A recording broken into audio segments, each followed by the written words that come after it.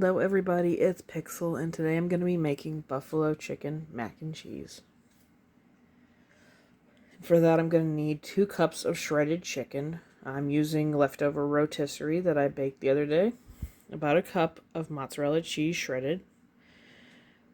5 to 4 tablespoons of butter. A sprinkling of blue cheese.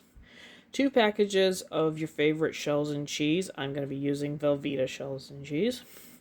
1/4 cup of buffalo wing sauce. I'm using Sweet Baby Ray's. About 2 tablespoons of butter separate from our other butter that will be melting. And a cup of Panko breadcrumbs.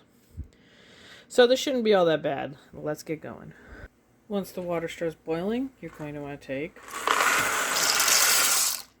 both boxes of the mac and cheese. Right after the noodles cooked, I removed all the water, put them back into the pot, taking it off of the heat. And in it I have put our 4 tablespoons of butter, the 2 packets of cheese that come in the noodles. To that I'll be adding the chicken. And it only calls for about 1/4 of a cup of buffalo sauce. I'm putting a little more.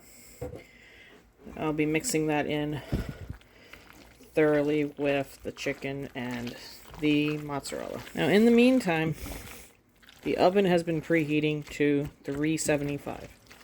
After that's thoroughly combined, I'm going to oil up an 8x8. I took those other 2 tablespoons of butter and mixed them with my panko generously. And this is going to go into the oven at 375 for the next half an hour. And after that half an hour, it'll come out of the oven looking all bubbly and beautiful like this. So I'm going to let this sit for about 5 minutes, and then we'll dish some up.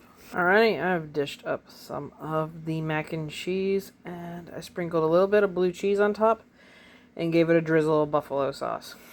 So, let's dig on in and try it out. Well, I gotta say this is a definite repeat. I love the buffalo flavor, and I still love that I can catch the cheese. I think if I did it in the future, I would add a little bit of cheddar on top or a mixture. But I do love this dish so far.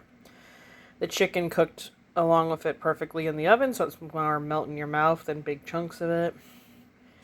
The little kick of blue cheese to me makes it, but if you don't like blue cheese, I totally get it. Either way, this is still a really fun little dish. And it's pretty much a whole meal right there, some veggies or something. So you know what to do. Like what you saw, don't like what you saw, leave me a like, leave me comments about it. And I will see you in our next one.